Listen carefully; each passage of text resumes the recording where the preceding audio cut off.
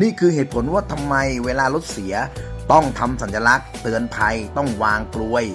ต้องส่งสัญญาณไฟทำให้มันถูกต้องยิ่งบริเวณกลางถนนแบบนี้นะครับไม่ใช่ไหลทางนะเป็นกลางเลนแบบนี้ยิ่งอันตรายที่สุดเพราะมันจะมีสายมุดแบบนี้นะครับอันตรายมากๆเพราะฉะนั้นอย่าประมาทเด็ดขาดต้องทำสัญญาณเตือนภัยให้ถูกต้องแบบรถน้ำมันคันนี้สุดยอด